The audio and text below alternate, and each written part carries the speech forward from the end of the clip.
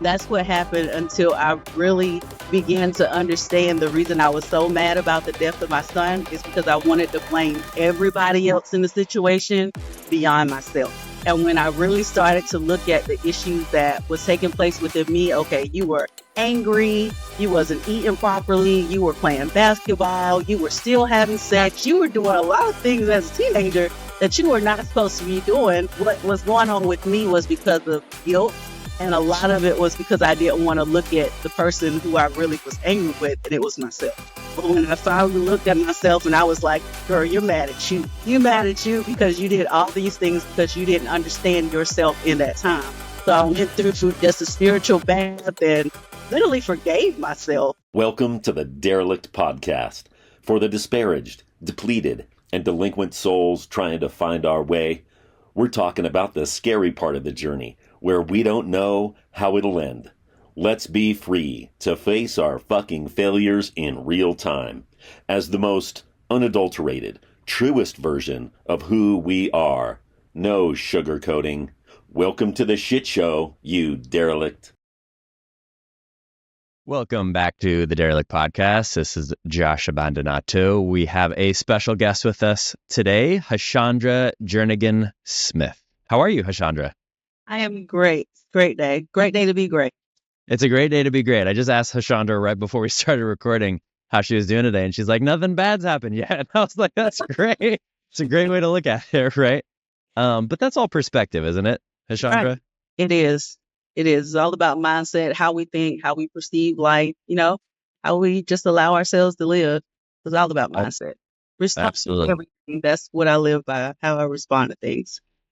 Yeah, I love that. I was actually just having a conversation with my dad the other day, and one of the things I appreciate the most about him is that no matter what's happened in his life, and he's gone through some shit. I mean, definitely. It's hard to be 84 years old and not go through some shit, right? And he's always, though, just had such a good mindset about everything where he can just bounce back from anything. I mean, drama still happens, and he's 84 years old, and he's just like, I look up to that so much, right? I mean, I see these people in the world that they call them snowflakes, butterflies, whatever you want to say, and like barely anything happens, right? Like somebody looks at me wrong and my whole life is over versus... I mean, you've gone through some shit too. Chandra and I met online, as do a lot of the guests that come on this podcast. And I was really intrigued by a few different things from her. Number one is that, she has been in this work for over 20 years. Apparently millions have heard her, which is amazing. So fantastic.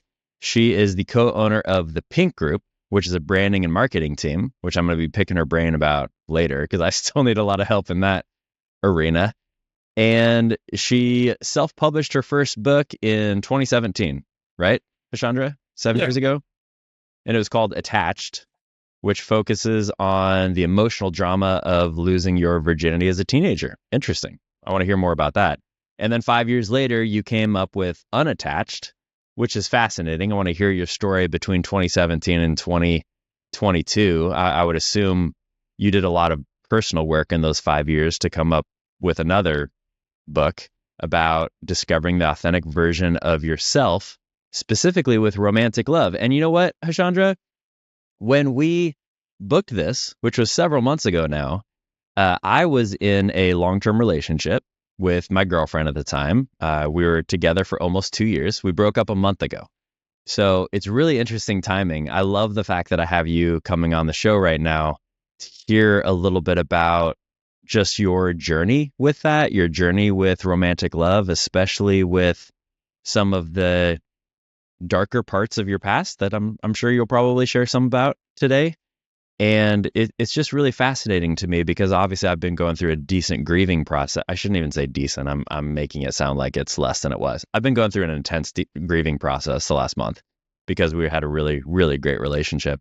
And I'm really interested to hear some of your thoughts on this. So, as you know, and as we've talked about before, my big passion for this podcast is specifically for men, and specifically for men to figure out how to be more authentic and be more vulnerable and be more in the moment. And that doesn't mean weak.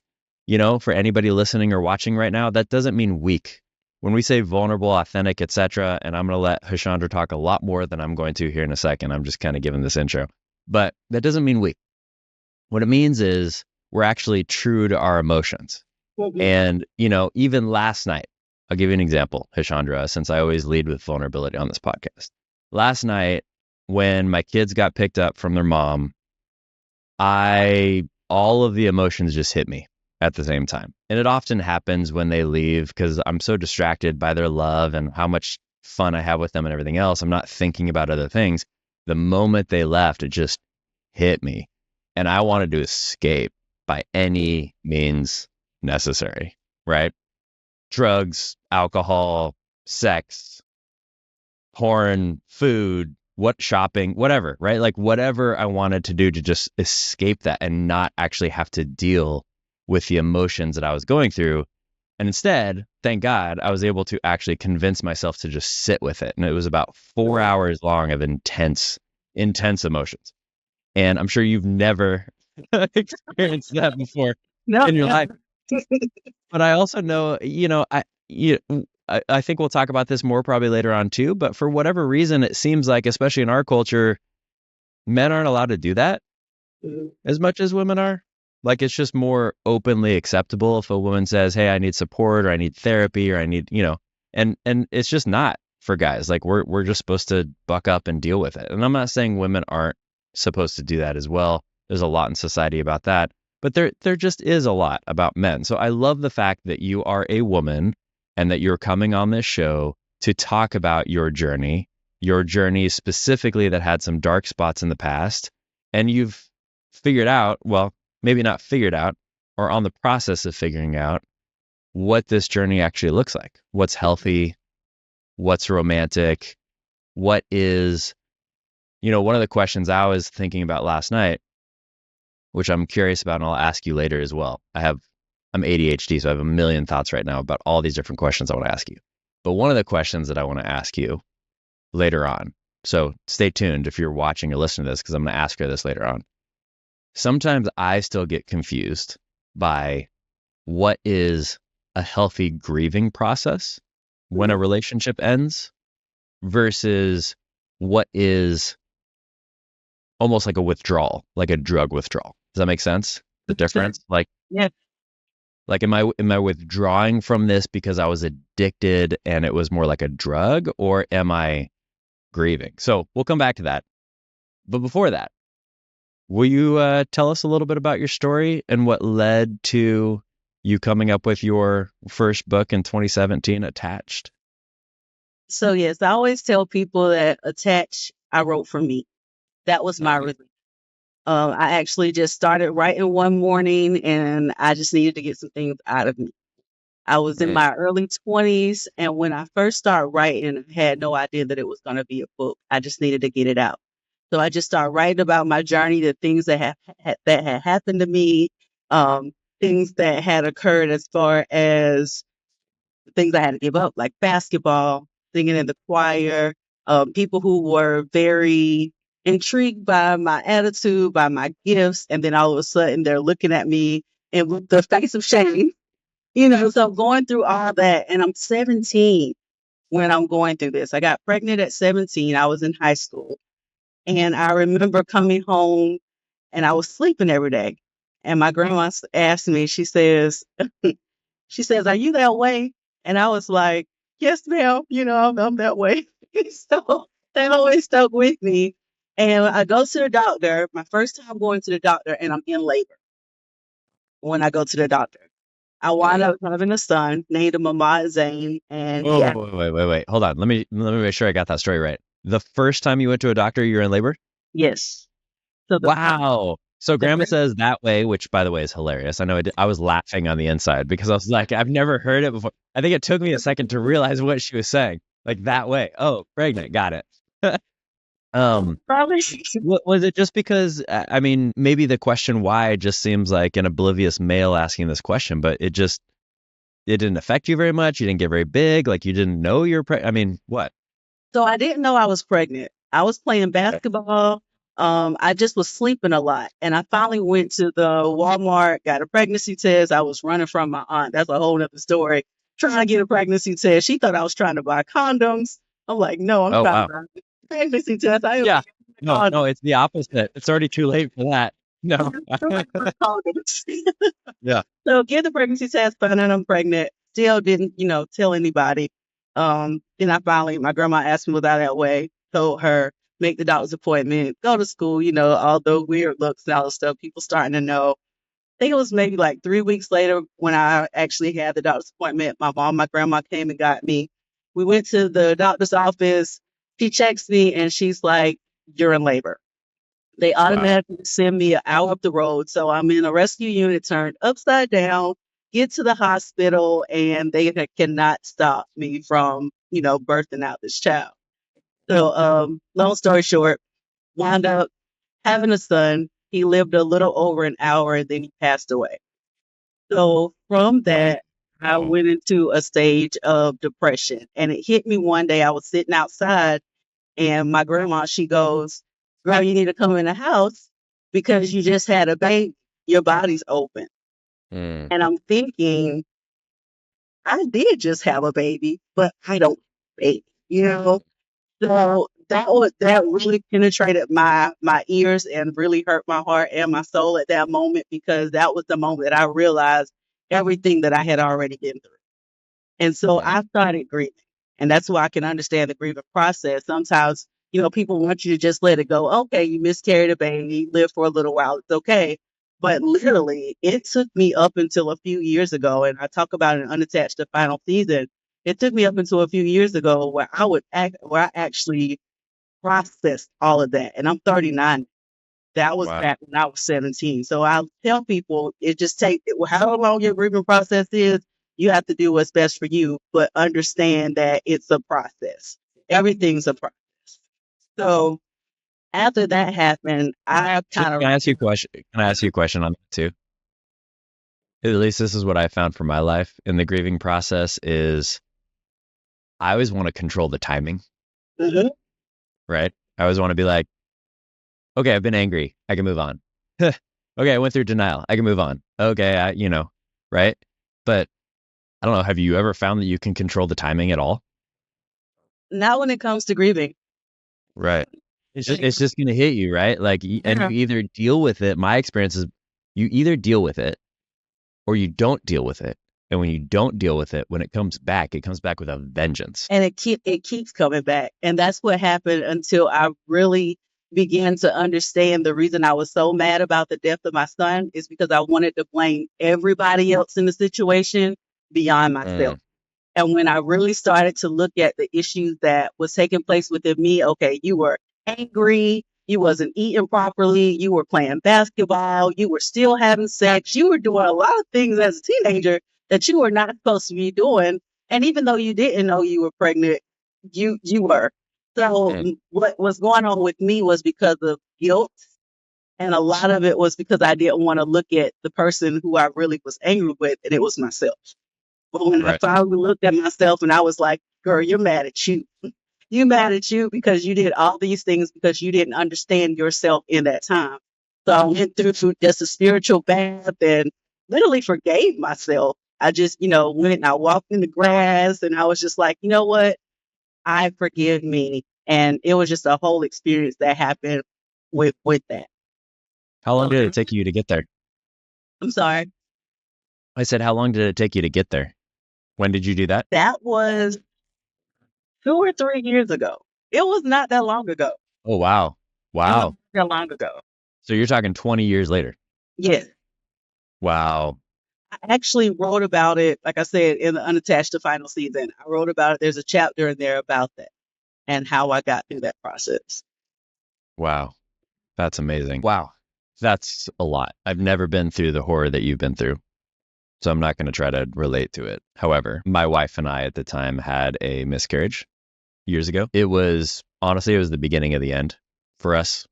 We just never really recovered from it, got depressed, and our relationship was never the same, and eventually got divorced. And, I don't know if she would say that that's the reason why. I'm not even saying it's the reason why. I'm just saying that I know that that was one of the reasons because even as a man, I felt a lot of shame feeling bad over it, to be honest with you, Hashondra, because I wasn't carrying the baby.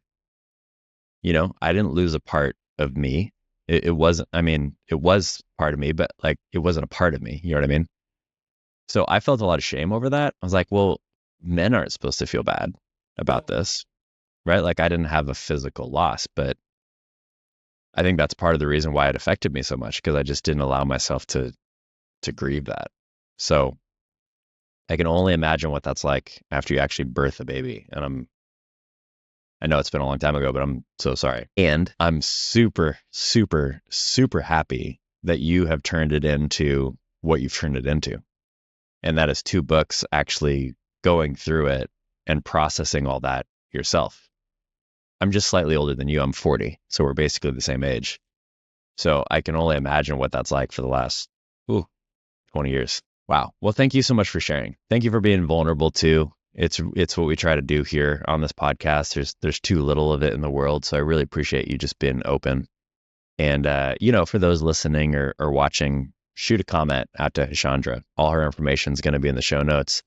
Tell her thanks for being brave. Thanks for sharing her story. Really appreciate that. So I know when we were talking before as well, we were also talking about, well, you mentioned it. And so I want to come back to this. You were talking about how you spent a lot of your life just blaming everybody else that was involved in the situation. For as much as you want, as many details or as little as you want to share, will you talk a little bit about that? I'm not necessarily looking for, hey, what did they do that you were being the victim about, but more just, what was the transition like from when you went from, I'm going to be a victim, I'm going to have this victim mindset, and everybody else did wrong, and I'm the victim here, versus empowering yourself to say, when you empower yourself, right, it doesn't necessarily mean that something bad didn't happen to you. It doesn't erase that. That's not what I'm saying. That still occurred. But what was that shift like in your mindset when you finally went from, hey, I'm not going to be a victim anymore. I'm going to forgive myself. I'm going to forgive everybody else. I'm going to move on. I'm going to empower myself, because a victim can't be empowered, right? A victim is weak. A victim is, well, if everybody else does anything wrong, I can't do anything to empower myself. So can you talk a little bit about that process? How did you switch over from victim to empowered? I don't know if you'd use that word, or what word you'd use.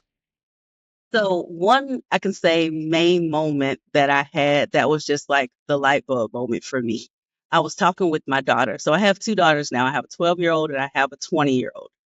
And I was talking with my oldest daughter. Congratulations, by the way. Not just to stop real quick. That's beautiful. That's Thank you. beautiful. Especially with your story. That's beautiful. Sorry, continue. But with I was talking with my 20-year-old one day, and she basically, I was telling her, I was like, yeah, I just want to be a strong woman, and don't you see this as strength, and don't you see that as strength? And she said these words to me. She said, no, I actually see you as being weak for doing that. And when Wow. she said that, it really was like, wow, okay, so what I'm portraying as strength, they're viewing as me being weak. I'm thinking that I'm being strong, trying to keep my family together. I'm being strong, trying to work, all those type things. And they're like, no, mama, that's weak. And my oldest is a Pisces, and she's really blunt, really a thinker. So when she says something, she doesn't say much, but when she says something, she says something. She's It's very, powerful. Right. Yeah. and What do you so remember what it was about?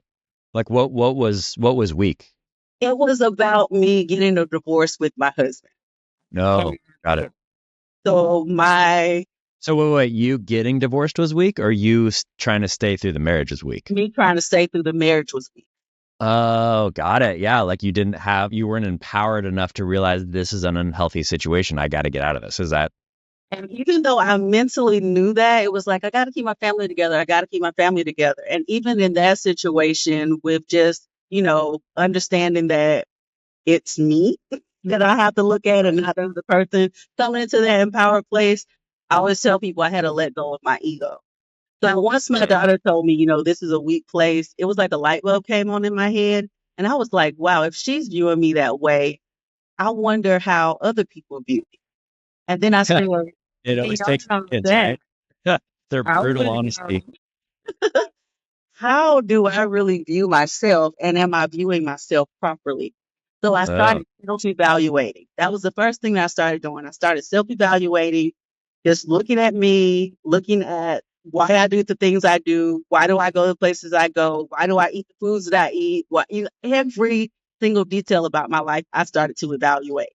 And so as I started to evaluate, I really started to understand that everything I once believed, I didn't believe anymore. I didn't know why I believed it.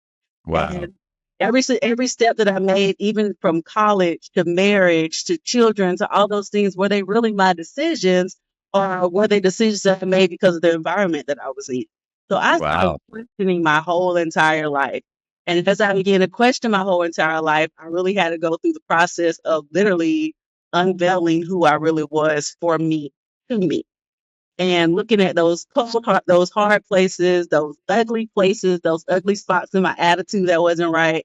Understand, okay, well, this is why this person didn't want to deal with you, and this is why you cater to this particular type of man, or this is why this happens because of this. So it was like all a puzzle piece that I was just unraveling, versus why I have named my workshops "Unraveling Me." So I was unraveling myself, unraveling all the thoughts in my mind to make them make sense, and taking all of the things that's happened to me and putting them together to make sense and work for me and not against me. So that was really the steps that I took, just really getting into the cold, hard, ugly places of my life and talking to me. And something I always do is I talk to myself and I listen to myself and I grace myself daily. And I've been doing that for the last 5 years, because once you begin to see you, it's hard. It's hard to say, okay, I'm really ugly in these spots. And I think when it comes to not just women, but men as well, it's hard to look at you versus looking at someone else and blame.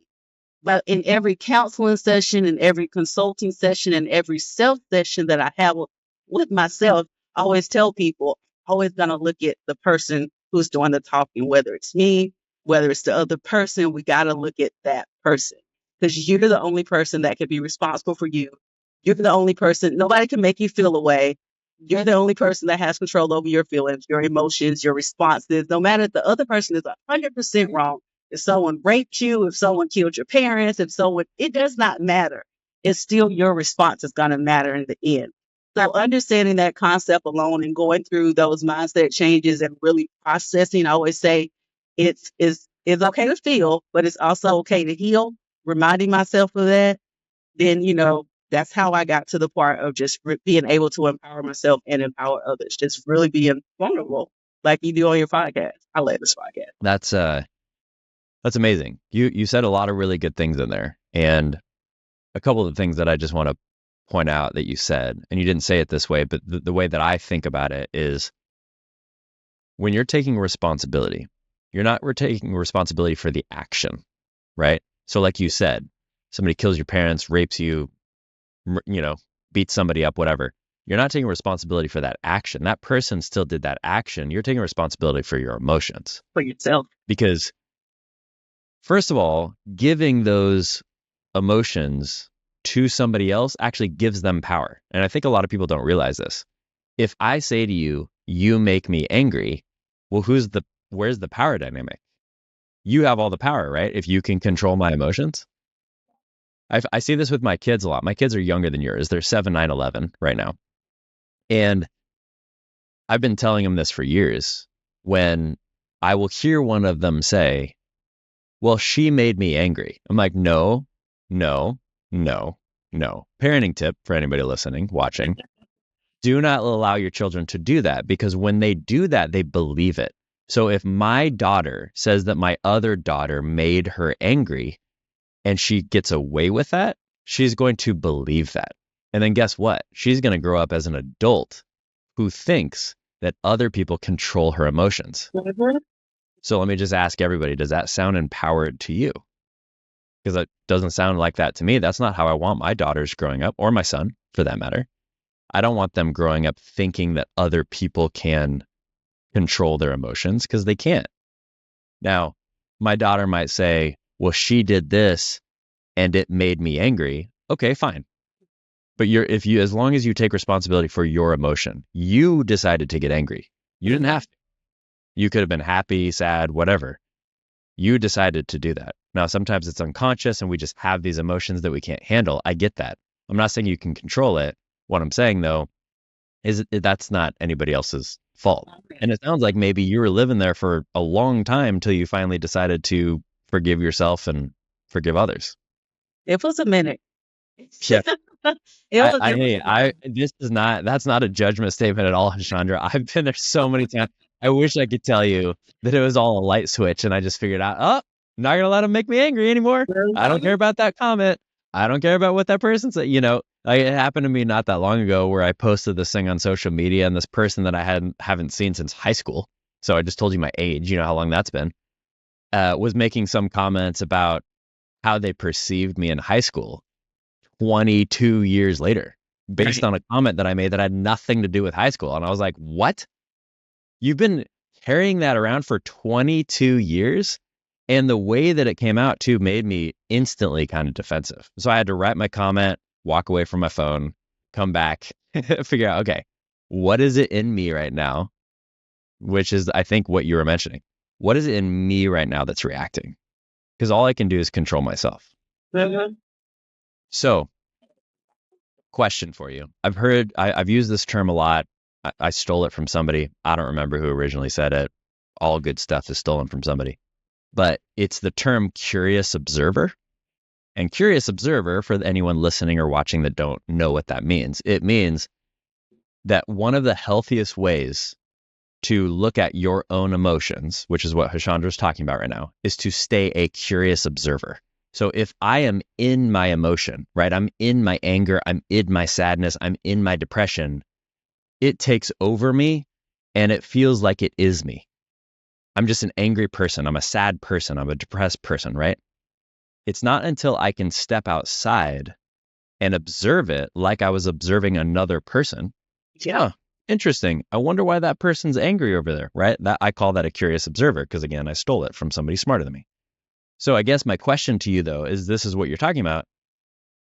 With the curious, how do you do that? Or how did you find success in doing that? It's just with practice. And like I said, I guess with me, it's the talking to myself, listening to myself, and gracing myself every single day. So I know every day I'm going to take a shower. And I love water. Water's my peace.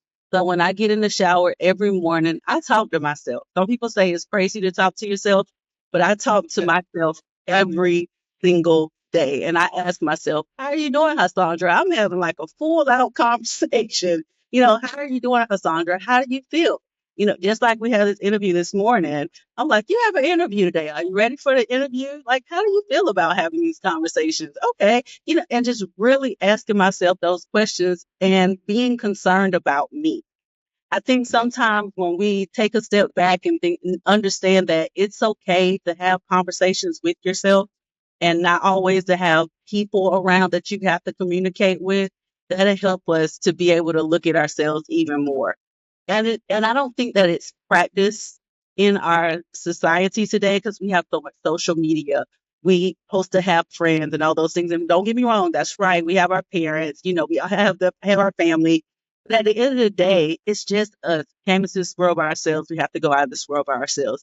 So it's important to spend time with yourself and talk to yourself. So when you understand that concept, it gets more comfortable to talk to yourself about the uncomfortable things. It's like going to therapy with yourself, and that's what I call it. So after I talk to myself, I grace myself. Hey, you got your clothes already? Are you ready to put your clothes on? And I know that may seem so generic, but sometimes I'm not. I just want to sit on the bed and maybe look at the wall and figure out, I'm really feeling, or just embrace the fact that I'm living. And I may take a few deep breaths, or I may do some yoga, or, those type things. Just gracing myself, giving myself that moment just to be. And then after I do all that, I start my day. Yeah, I love that. Listen to myself. What am I saying to myself? Am I being mean to myself? How am I talking to myself? Am I I talking love that. down to myself or am I speaking life to myself? If I am talking down to myself, I automatically go to my affirmations. I have affirmations on my wall. Those are my backup when I'm not feeling my best. I've recorded my affirmations when I'm in my feelings and I don't want to say it. And that's one thing that I always tell people. If Mm. your voice is the most important voice that you will ever hear in your life. Record your voice. Get comfortable with your voice. My voice is aggravating to me, but I'm going to use it because this is all that I have. But I tell them, utilize your voice. So I think that that really helps with, being able to look on the outside and really look back at yourself from the outside when it comes to different situations. It's just especially when you're struggling. That's so good. Yeah, again, you said so many good things there. And one I just wrote down is record affirmations. I haven't recorded my own. I'm going to record them after this podcast because I think that that's brilliant. I think it's really, really good. And I have realized this. I'm also a verbal processor, so maybe it's even more intense for me. But what I've realized, and I've told people this a lot, which is the same thing that you're saying. When you're in your head, you're dead, as the old expression goes, right? And you can just cycle like this. Anybody can. We all do it. If you say that you don't do it and you're listening or watching this right now, you're lying. We can all cycle in our head with whatever emotion, etc., wherever we want to go, and then it gets off kilter and it does this crazy shit, right? What I found to be one of the most powerful things when I start doing that is just to speak out loud. There's something, like you said, magical about saying something out loud that removes you from your head. It makes you more of an observer because now you don't just have whatever's going on up here. You're actually using this and you're using this, right? And now hearing it, it's like, it's almost as if another like, who is that? Is that you, God? Right. You, Hashondra? Is that you, John? Like, whoever it is, it's something else. And at least for me, it gets me out of my head enough to where I will sometimes just say like the silly things that go on in my head. Like, that person doesn't like you and doesn't want to be your friend anymore, and they hate you even though they just invited you to dinner next Tuesday. And I'm like, well, that sounds stupid. But in my head, it makes sense, right? Like in my head, I'm like, oh yeah, I'm totally convinced that they hate me. So I think that is extremely powerful. I'm going to record my affirmations as well. So thank you for that. A lot of people, when they think all the stuff in their head, if they just say it out loud, especially with some of the clients that I have, I always tell them, well, what's on your mind? And they tell me, and then they say it before I can even respond. They're like, oh, that sounds crazy. And I'm like, yeah, just a little bit. But now that you've heard it, you're understanding what's going on in your mind. That's why journaling and recording and speaking out loud and talking to yourself is so important. Yeah, absolutely. I this is not to denigrate my therapist that I had for years at all, because he was amazing and he's helped me walk through a lot of different difficult times in my life. But one of the things I think that was most powerful about him, to be honest with you, is asking questions in a way and then shutting the hell up enough to let me process my own stuff. Mm-hmm. Because the older I get, the more I believe that the answers that we need are actually already in our head. We just have to figure out where they are, because they're in this, like you said, they're in this clutter of social media and friends and all these different things that we have going on all the time. So back to your point, I'll go back to my story from last night that I told you. And immediately when my kids got picked up, the very first thing that I wanted to do was I've trained myself to call somebody if I'm having a difficult time, because I know talking to somebody else helps and that it's very helpful. And I texted one guy to see if he was available earlier, texted another guy to see if he was available. And then I just, it's so hard for me still to be alone, but I forced myself. I was like, just don't call anybody. Like, you're going to be okay. Just don't call anybody, and maybe actually just sit with this for a second. Don't get on your phone.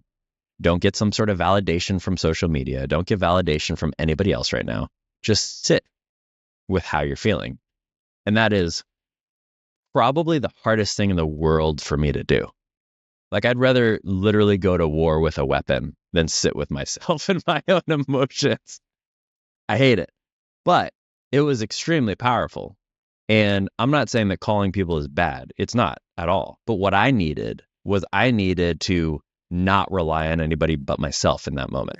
I needed, right? I needed to respect myself enough and love myself enough to say, hey, you can just sit with this and you're going to be okay and you can deal with it. And you can talk to yourself and do all these other things because that's what you need right now. And that's okay.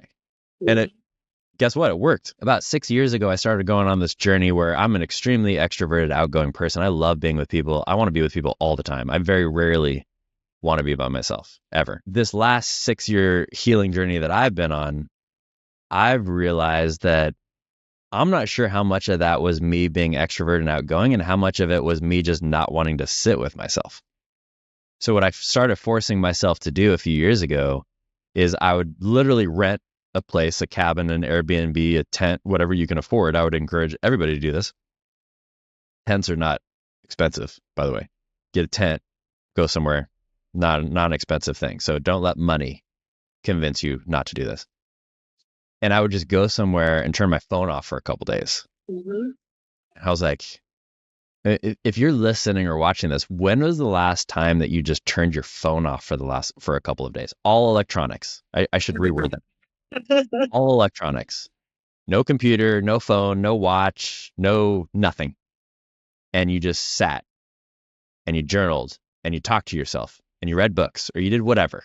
But you just did stuff to where you could actually focus on your mind.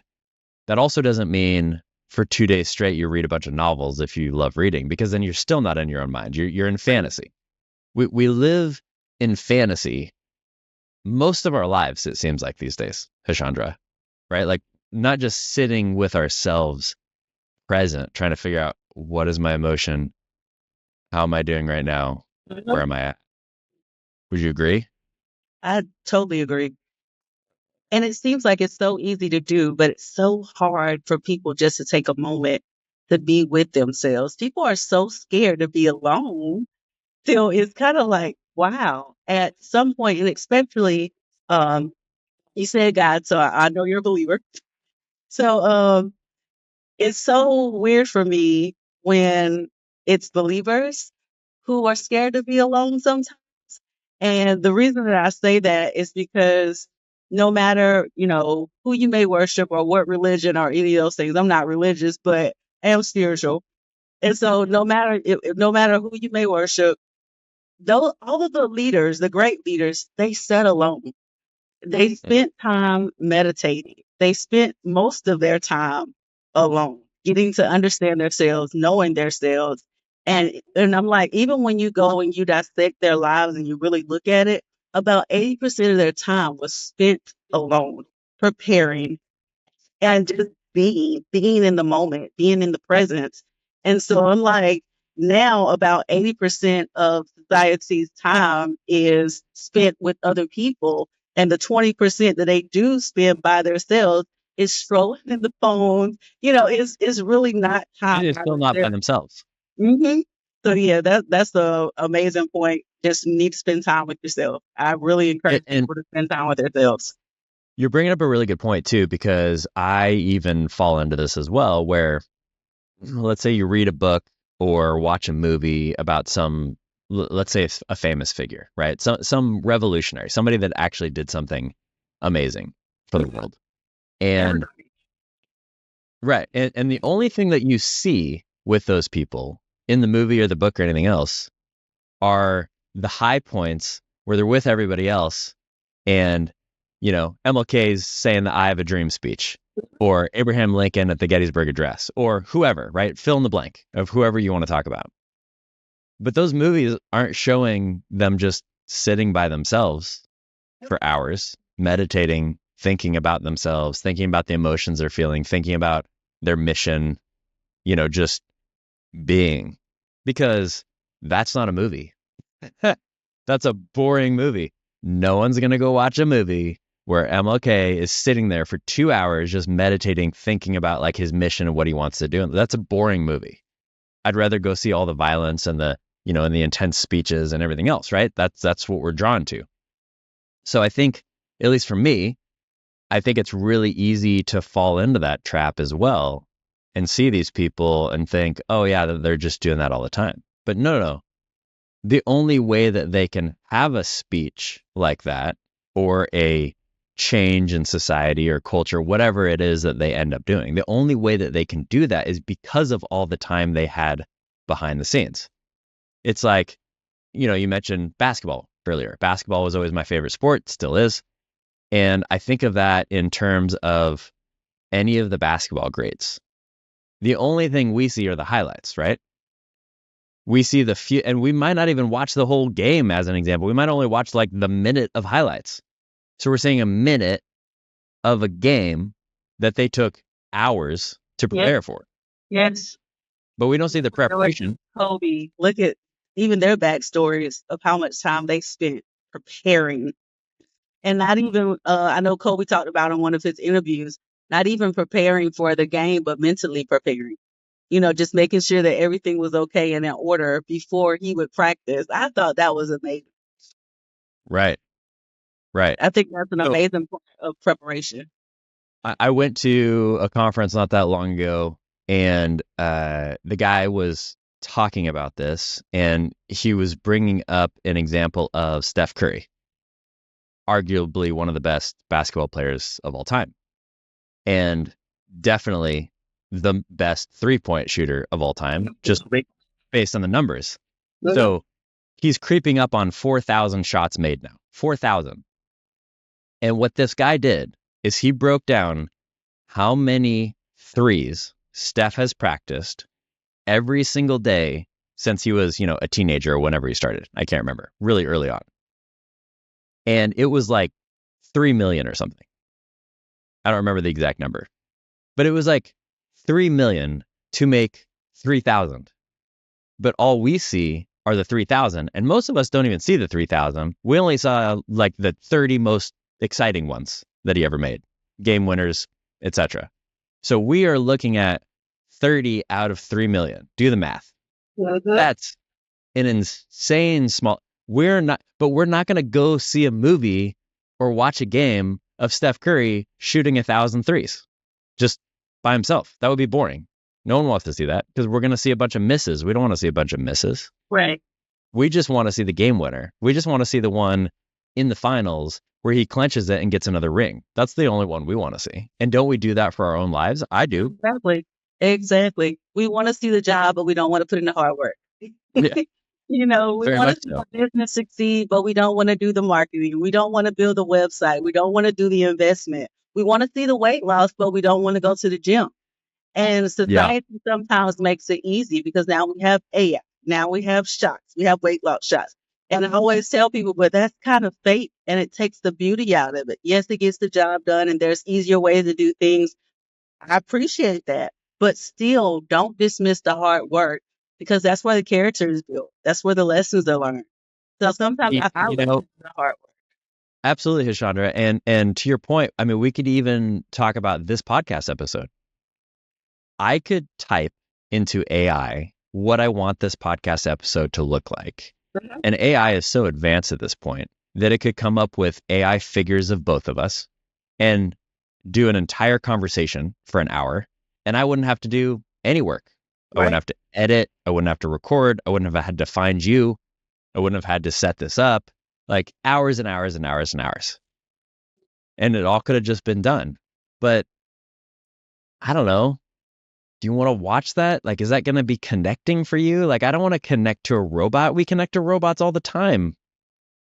I mean, that's what's in our hand and on our wrist and everywhere else. Like, it's just never going to be a human connection, ever. No matter how advanced it gets, it's just never going to be. At least that's my belief. I just don't, it's just not going to be. So, yeah. Amen to that. So, let's come back to a topic that I brought up at the very beginning of the podcast that I said I would come back to, that I'm going to come back to because I don't want to be a liar right now. And that was, you were talking about your relationships. I was talking about my recent relationship. And one of the things that I mentioned is that sometimes it's hard for me to still distinguish between grief and grieving versus withdrawal. So again, I'm going to explain that for the audience that might not have any idea what I'm talking about. If you're listening or watching this and you have any sort of experience with addiction, either for yourself or your family, or you've been a part of 12-step or therapy or whatever, rehab, whatever, you're going to understand what I'm talking about right now. When you get addicted to something, and by the way, that doesn't have to be heroin. That could be anything. It could be shopping. When you get addicted to something, when you stop doing it, you go through withdrawal. It's just a part of the process. You just do, because it's like your phone. Again, go somewhere, be without your phone for 2 days, and tell me you don't have withdrawal, because you're going to be lying. Because if you're that addicted to it, it's going to be painful to take it away. That's what happens with addiction. So my question then comes to, so that's withdrawal. Withdrawal can happen with a relationship as well. If I'm addicted to one person, whether we are completely commingled or we're codependent or we're enmeshed, whatever word you want to use, if we are so much like this that we can't pull apart, we've lost ourselves in the relationship, as an example, there can be a good amount of withdrawal there.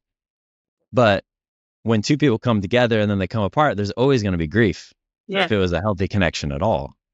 So this is a very long-winded way of asking this question, but I'm just curious for you, have you found, how do you tell the difference? Like how do you tell the difference between this is healthy grieving from a relationship that I had versus, this feels like withdrawal, getting off a drug? Do you have any insight on that? So, how I would answer that question, because I had to ask myself that same question. One of the things I asked was, basically, why are you grieving, or are you grieving? That was a question I had to ask myself. But one thing I found was understanding my body. That was very helpful, and it's still helpful to this day. Breathing was one of the things, and kind of paying attention to my reactions. You ever had anxiety? I'm trying to put it the best way that I can. You ever had like really bad anxiety? You feel like your chest is beating out, your head's hurting, your heart's going, you can't lay down, you're just pacing around, you're just kind of everywhere, and you don't know what to do. You feel, you want to sit down, you want to go out, but just really just kind of everywhere. Yeah, absolutely. I've had one panic attack in my life, and it was the scariest thing that's ever happened to me. Okay. So for me, that's what my grief feels like, because I had to deal with my ego when it came to my grief. That was the core of my issue. The core of my grief was my ego. That's what it was. It wasn't the relationship. It was my ego of losing the relationship. When I got a divorce, I had divorced in my mind before I actually did the paperwork to get a divorce. So after I was grieving through that process, so I've been divorced about 6 years now. I'm on my 6th year of my plan as well. So after I got a divorce, got through the process, I had to ask myself those hard questions. I was like, why am I hurt? Why does this feel the way that it do? You knew that you needed to get out of this relationship. You knew that this was unhealthy. You both were, bickering with each other. You both were physical with each other. That's why I never blame the men. It's everybody has control over their responses. So that's a whole other story. But back to the original question. I had to ask myself those questions and really get to the core of my issue as to why I was grieving. So once we get to the core of our issue as to why we're grieving and deal with the core of the issue, dealing with my ego. Why are you upset? You're upset because you're embarrassed because you lost your marriage and you think that marriage is important. And give yourself the real answer. Marriage is important to you, Hashondra. Now you're not married anymore. You have to be embarrassed because people already told you not to marry them. So you're embarrassed about that. So deal with the embarrassment. Deal with the fact that, okay, your life wasn't the picket fence and the happily ever after. Now you have 2 kids. You had an issue with having a baby daddy anyway. Now you have a baby daddy and an ex-husband and 2 children, and they don't have fathers in their lives. So you feel like a statistic in society, but understand that you're not. Life goes on, and I need you to bulk up, put on your big girl panties, and live because life did not end because of this situation. So I had to have those cold, hard conversations. But the first thing was to, I'm going to say remove the grief, but get to the cause of the grief, which was my ego. I was grieving so hard over that person because my ego was bruised, not because of the person. And I think sometimes we look at the relationship versus looking at why were we so attached to the relationship? Why did I want the relationship with him so bad? Why did I want this to work out? I wanted it to work out because everything else had failed. I was a teen parent. That relationship didn't work. Had failed relationships after that. This was my happily ever after that just didn't. So now I'm dealing with the fact that it didn't happen. And what I'm really dealing with is my ego. So hopefully that answered that question. It does answer the question. And I love that line. The core of my grief was ego. Mm-hmm. Wow. Because what I feel like that line does, again, it doesn't dismiss bad actions that occurred, like we were talking about earlier, right? Saying that your grief was coming out of ego is not saying that bad things didn't happen. That's not what it's saying, to me at least. That's not how I'm hearing it. The way I'm hearing it is, I know for myself, if I choose to get, and it's a choice, by the way, don't believe it's not. If I choose to be stuck in grief, so that this is not dealing with grief and emotions as they pop up. That's not what I'm talking about here. I'm saying I choose to be stuck in grief, or I choose to be a victim, like you mentioned that you did earlier in your life. And by the way, I have as well, plenty of times. If I choose to be stuck in grief, or I choose to be stuck as a victim, the reason for that is ego. I would agree with that, because definitely the same thing happened in my marriage. I mean, one of the biggest things that was so hard for me to let go of my marriage, even though it was an unhealthy marriage, was, but we have the perfect marriage. Like everybody looks at us and everybody looks up to us, and people, like that the ego hit was the biggest, because I really thought, and people had told us, like, you guys have such a great marriage and you do this and you do that, blah, blah, blah, blah, blah, blah, blah, blah. And then all of a sudden it's like, oh, wait, I'm in an unhealthy marriage and we're getting divorced. That doesn't play along the same line. Like, that doesn't look as good on social media, right? What about all the beautiful pictures and everything? That's what's supposed to go on social media, not like the shitty stuff, not the, oh, actually, this is a really unhealthy marriage and you guys shouldn't be together part. So yeah. Oh, ego.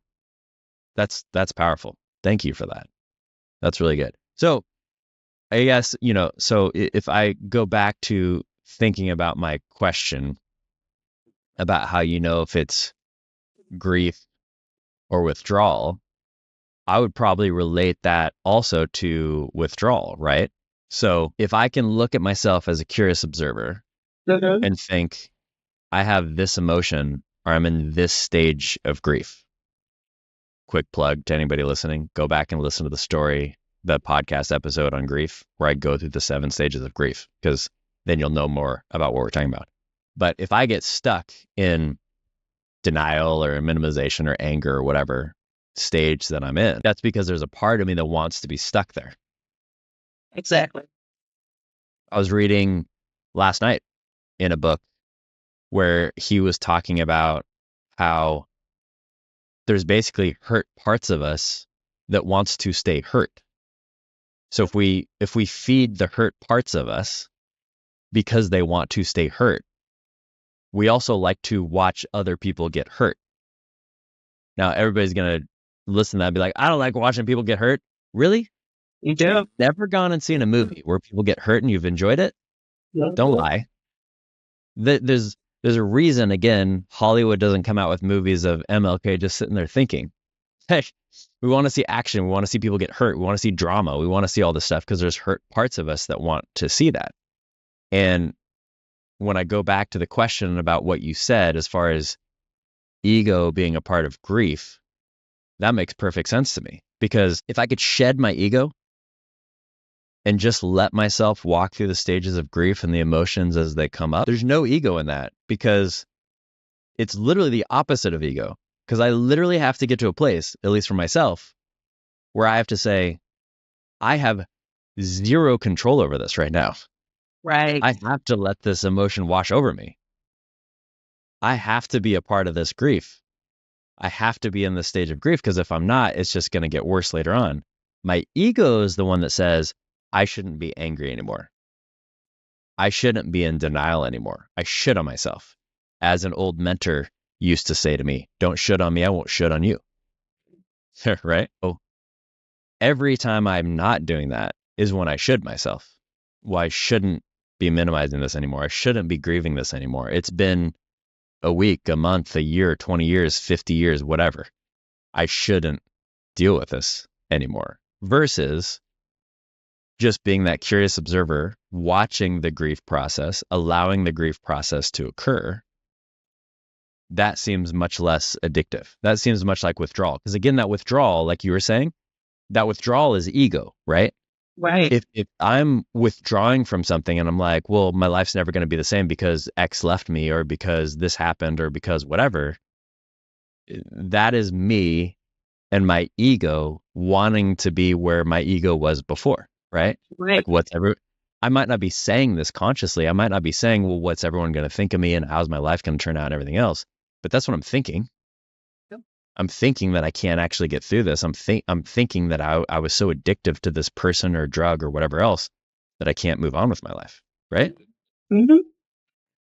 Or So, you're scared to go back. There's a whole bunch of things that can be said, and what happens if I leave and I go back? That was one of my things. I went back so many times, but I took it day by day, moment by moment, second by second. And of course, my favorite word in the whole entire world is grace. Just gracing yourself, understanding that we were put here to live. We were not put here to be perfect. Life is a lesson. Enjoy the lesson. Utilize the lessons and just keep learning from the lessons. You are the lesson. And you're your own judge. It's your life. You have to just continue to live. And once I put that in my brain, it's my life. I have to continue to live. And there's something that I even use in business. If I'm going to make a business deal with anybody, I have to be able to look at me about that business deal. And even I don't care if it's someone asking me if they can borrow some money. How do I feel about giving you this $20 or even giving you this 15 cents? Is it going to cause bitterness in me that I shouldn't have gave them that 15 cents because they're selfish? No, I use my intuition even with just giving people 15 cents. So even utilizing all of those things in the process of healing, and getting back to yourself after a relationship. Asking yourself again those cold, hard questions is all about accountability, all about looking within, all about your response, all about your life. And it sounds selfish, but when you're a healthy individual, then you can be healthy for other people. And they'll take that same example and they'll look at their selves and start to examine their selves. And then they can be healthy for other people. Because now that I'm a healthier person, I have healthier children. And my grandchildren are going to be even healthier. And my great grandchildren, they're going to be real bosses by the time they're, in the womb. So, and I absolutely. look at it like that. It's not always generational wealth when it comes to money. It's also generational wealth when it comes to wisdom. And that's more what I'm about. Just helping people on a more individual basis. Because if you help a mom, you help a husband and their family or whatever your life might be. Then you help your community. Then you're helping your church. You're helping your school, and it expands with love. But the first place we have to look at is within, and that's the hardest place. Wow. That seems like a good place to end the episode right there because that was so powerful. And I thank you so much for saying that as well, that it's not just generational wealth because that's where a lot of the focus goes. It's generational wisdom. It's generational kindness, compassion, feeling yourself, being present, etc. You're absolutely correct. Oh, this has been great. Thank you so much for being here. Thanks For for everybody having me. listening and watching, please pick up both of her books. I'm going to as well because I have not read them yet and I'm really looking forward to it. So we have Attached and we have Unattached. And would you recommend, I would assume people read in that order? Like, does it make sense to read Attached before it makes sense to read Unattached? Or are they So, separate? the final season actually has attached inside of it. So, Oh, it does. yes. Oh, fantastic. Well, we'll just put a link to Unattached then so people can grasp that one. That's awesome. So again, You'll call as, me. thank you so much. Appreciate that. So again, as always, please like, review. And again, what I always say on here, what I'm more concerned with, of course, likes and comments and reviews and everything helps. And by the way, this is not my own ego saying this. The reason it helps, please, if you listen or you listen consistently and you haven't done this yet, please just do it right now. And here's the reason why. The more that happens, the more people this podcast goes to and the more people we can help. Because that's really why I'm here. I make zero money off this podcast. And I don't plan on making money on it anytime soon. I'm here because I have a passion for trying to help guys, as I've told you guys in every single episode. And that's why I bring on a huge quality like Hachandra right here, because I want deep meaning to this. There's enough podcasts out there that will like put on a show for you. We're not interested in that. We're interested in getting to the heart of actually making a better human. So because of that, if anything like this spoke to you, or more specifically, I know every single one of you knows one person going through some sort of grieving process right now. Whoever that is, send them this episode, please. Hopefully this is encouragement to them, for them to realize that they're not alone, for them to realize that there are some steps they can take that will really help. And most specifically, check the show notes. Hachandra's information will be on there. A link to her book will be there. Go buy it, read it, spend some time. If you spent 10 minutes a day reading this instead of social media, I guarantee you your life would be better in a month. Guaranteed. Guaranteed. There's absolutely no way that it couldn't. So just go do that. Get off social media for 10 minutes a day. Is that so hard? Are you too addictive? Is it too much of an addiction for you to do that? Interesting question. Anyway, that's a whole nother episode. So, Hachandra, thank you so much for joining us. It's been a real pleasure having you here. There's been a lot. I'm going to look forward myself just to re-listening to this episode and hearing a lot of the stuff that you said. So thank you. I appreciate you having me so much. Thank you. Absolutely. All right. Until next time, we'll see you later, you derelicts.